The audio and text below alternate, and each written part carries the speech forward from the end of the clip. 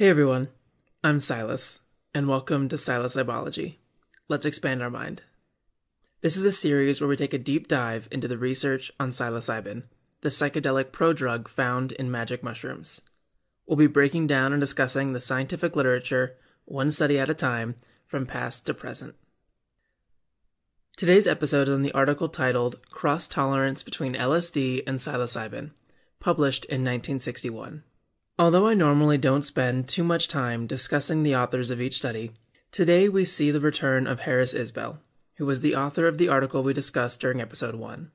I won't recap all that we talked about, but a key point to remind everyone of is that he experimented on Black Americans for much of his research into psychotropic drugs. Although he describes them in his papers as volunteers, these individuals were actually people who were imprisoned for the use of opioids and other pain relievers and who were coerced into participating in his experiments. It can't be stressed enough that these individuals were victims of a reprehensible drug war who were then experimented on by the government. I bring that up primarily because I want everyone to be aware of it, and also because it does limit the interpretation of the results. Set and setting are incredibly important determinants of how psychedelics impact us, and this was likely an incredibly damaging environment to be in. Now, some people might legitimately be wondering why even cover this study given the incredibly unethical methodology. I do think that's an important question, and my answer to myself at least is that I want this podcast to truly be a genealogy of the research done on psilocybin. My goal is not to present just the best research or the research that advocates for a particular agenda, but rather to go through as much of the research as possible. I also think that, aside from that, it's important not to hide parts of history, particularly those that highlight atrocities like human experimentation. Okay, so now that that's all said, let's get to the article itself. As can be gleaned from the title, this study aimed to examine whether cross-tolerance exists between LSD and psilocybin. Cross-tolerance is when the effects of one drug are diminished because of chronic exposure to another drug. This happens particularly between drugs that are categorized in the same class because they share similar mechanisms of action. For example, someone who has chronically used Valium and developed a tolerance to it, meaning they needed to keep increasing their dose in order to feel the same effect, they would also have developed some tolerance for Xanax, since both are benzodiazepines, a type of sedative. We've actually mentioned in prior episodes that there is in fact some cross-tolerance between LSD and psilocybin, but this is the first study we've come across testing this effect. The researchers wanted to examine this because prior work has shown that direct tolerance occurs with LSD, meaning that chronic administration of LSD over time leads to developing tolerance to LSD. Additionally, LSD and psilocybin have been shown to produce similar effects, which may indicate that they share common mechanisms of action. If this is the case, it would then make sense that some cross-tolerance would develop between these two drugs. Let's go through how they decided to test for cross-tolerance, focusing in on the experimental timeline before getting into the outcomes and results. The researchers start out the experiment by giving each participant a dose of LSD, psilocybin, and a placebo, in a randomized order over a period of 7 to 9 days. This was used as their control assessment to get a baseline measure for the effect of LSD and psilocybin. They made sure to have at least 5 days between the dose of LSD and psilocybin in the hopes that this would prevent tolerance from developing, although they also randomized the order across participants so that if there was any tolerance, that bias would be distributed among both drugs. They then split up the participants into two groups. One group that received LSD every day, and one group that received psilocybin every day. They titrated the doses, meaning they started out by administering relatively small doses and increased the dose each day until they reached their target, which took between 6 to 12 days depending on the dose, which we'll talk more about in a bit. After this period of chronic administration, they then first gave participants a full dose of the drug they had just been taking for the past week or so, to assess any direct tolerance that may have developed. And then on the following day, they administered a full dose of whichever drug they had not been taking, in order to assess for cross-tolerance. To sort of review what we have here so far, let's walk through the timeline as if we were a participant. On day 1 of the experiment, we unknowingly received LSD. I say unknowingly because all the participants are kept blind to the drugs they're taking throughout the study. Then 3 days later, we receive a placebo. Then another 3 days later, we are given psilocybin. Next, on the following day, we're given a very small dose of LSD. And for the next week, we are given LSD every morning in incrementally larger doses. After the week is up, we are given another full dose of LSD. Finally, the day after we are given a full dose of LSD, we are given a full dose of psilocybin. Now, the experiment could definitely have ended here if it was a between subjects design. However, because there were only 19 participants total, they decided to use a within subjects design, meaning they essentially repeated the experiment so that all the participants were in all the conditions, or at least the primary conditions. So how did that look? The next phase of the experiment was first the withdrawal period, where the participants were either given a placebo or nothing at all for about 1 to 2 weeks, so that they lost any tolerance to LSD and psilocybin. I want to pause here and say that I'm very thankful that LSD and psilocybin do not produce the level of withdrawal symptoms that other drugs do.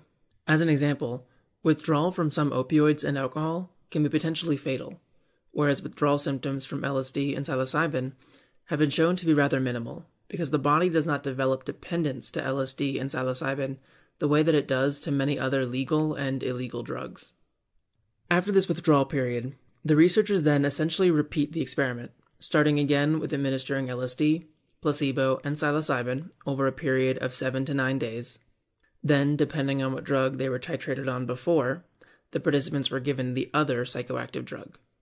So if during the first half of the experiment a participant was given LSD daily for 6 to 12 days, then in this half of the experiment, that participant would be given psilocybin daily for 6 to 12 days.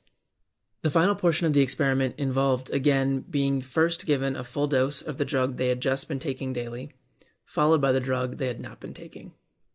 Looping back briefly to the dose of the drugs administered, whenever a, quote, full dose of LSD was given, they gave the participants 1.5 micrograms of LSD per kilogram of body weight. For psilocybin, however, they gave either 150 micrograms per kilogram or 210 micrograms per kilogram. The reason behind these two doses is because they were aiming to find a dose of psilocybin that could be considered equivalent to 1.5 micrograms. One thing I found interesting is that they actually cited the results of the study from episode 1 as a rationale for determining the 210 microgram per kilogram dose. They also conducted a preliminary experiment comparing 1.5 micrograms per kilogram of LSD and 210 micrograms per kilogram psilocybin, and reported that they found no significant differences in body temperature, pulse, blood pressure, pupil diameter, knee jerk, a symptom self-report questionnaire, and a clinical grade assessment between patients administered those two drugs and dosages. Of note, these measures, as well as the ones we will talk about in a moment, were taken when the participants were experiencing the peak effects of each drug, so approximately 2.5 hours after being given LSD and 1.5 hours after being given psilocybin. Anyway, the two doses of psilocybin are what account for the range of times for each phase of the experiment. Additional time was taken for the set of experiments involving the larger 210 microgram per kilogram dose. Overall, there are 3 key sets of findings that I want to discuss. The first, although not necessarily a primary outcome, is one that I still find interesting and informative. As we went over previously, between the two halves of the experiment there was a withdrawal period of between 1 and 2 weeks, where participants were given either placebo or nothing at all. Well, to test that the participants did in fact lose any tolerance that may have developed from the first half of the experiment, the researchers compared the responses to LSD and psilocybin given at the start of the experiment to the responses after being given the same doses of LSD and psilocybin immediately following the withdrawal period. This is generally an important thing to do in research, is to test to make sure your experiment worked the way you hoped it did. What they found was that the responses were overwhelmingly the same at both time points, indicating that the tolerance developed after chronic administration of either drug largely dissipated within 1 to 2 weeks. We'll come across more research that better elucidates how psilocybin tolerance develops, but this study is consistent with our knowledge that psilocybin tolerance generally builds and dissipates relatively quickly. The second key set of findings are whether or not the participants developed direct tolerance to LSD or psilocybin. Again, to measure this, they tested for differences in temperature, pulse, blood pressure, pupil diameter, the knee-jerk reflex, a self-report questionnaire, and an assigned clinical grade between the dose that was given prior to developing tolerance and the dose that was given just after chronic administration of the same drug. What they found was that although direct tolerance was in fact shown for both drugs, indicated by decreased responses to each drug after the chronic administration period, there was much greater direct tolerance seen for LSD than for psilocybin. For LSD, tolerance developed for each of the measured outcomes with the sole exception of the knee-jerk reflex. As an aside / shameless plug, for anyone new to the podcast, we talked about the knee-jerk reflex in a lot of detail in episode 3, if you want to hear more about what it is and how it relates to psychedelic drugs. Getting back to the results, for psilocybin, direct tolerance was only consistently shown in both dose conditions for pupil diameter and clinical grade, although the 150 microgram per kilogram dose did also show reduced changes in body temperature and the knee-jerk reflex, and the 210 microgram per kilogram dose showed fewer symptoms reported on the questionnaire after chronic administration. When looking at cross-tolerance, the third and final key set of findings, the researchers did find that overall, cross-tolerance developed for both drugs. And this means that the effects of LSD were diminished by the preceding chronic administration of psilocybin, and that the effects of psilocybin were diminished by the preceding chronic administration of LSD. The authors do point out, however, that the cross-tolerance appeared slightly greater in the condition where psilocybin was given after the chronic administration of LSD.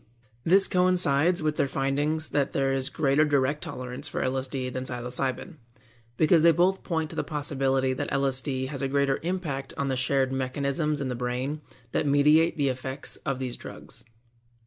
Now, a key point that is really vital to hear before interpreting the results is that although the researchers did try and determine a dose of psilocybin that was equivalent to 1.5 micrograms per kilogram of LSD, their methods for determining this were not exhaustive, and they note in their discussion that the doses of psilocybin they administered may not have been as strong as the dose of LSD. Furthermore, they actually add that it may be impossible to get a truly equivalent single dose because the duration of action of LSD is much longer than that of psilocybin. Theoretically, this could mean that LSD produces greater tolerance because it acts on the underlying neurobiological systems for longer periods of time than does psilocybin.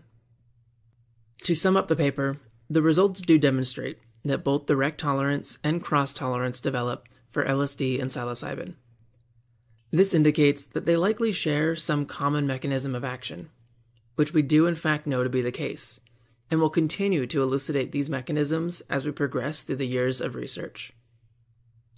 Well, that's it for today's episode. As always, I really hope you enjoyed the podcast. If you have any questions or ideas for the show, please let me know. You can find out all of the ways to reach me on the website psilocybology.org, where you can also find the full transcript for each episode if interested. Thank you all for listening, and I'll talk to you next time.